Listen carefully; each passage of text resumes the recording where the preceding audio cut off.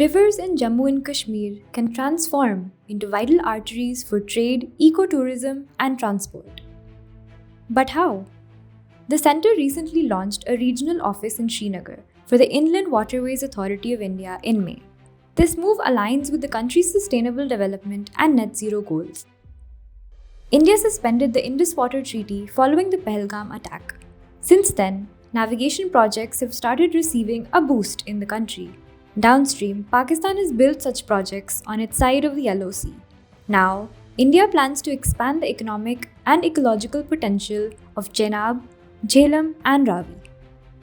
Floating jetties, night navigation lights, and hydro surveys will modernize these waters, harboring opportunities for cruises, ferries, and freight movement, even in lean seasons. Tourism can flourish further as Kashmir's waterways turn into premium scenic corridors.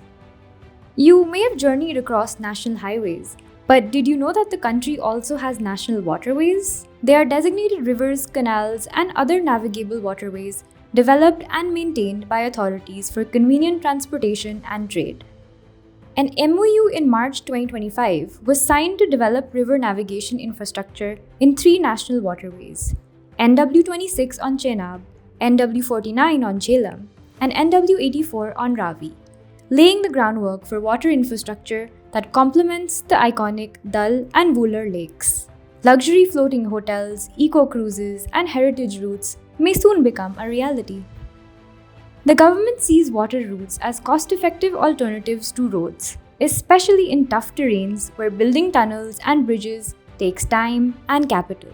Rivers promise lower emissions, greener jobs, and better last-mile connectivity.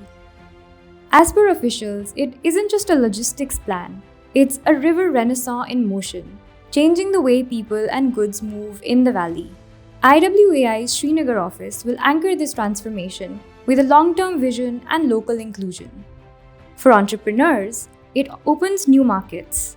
For tourists, new experiences, and for locals, affordable travel that respects the environment. By steering through rivers, the Union Territory could chart a new path to prosperity.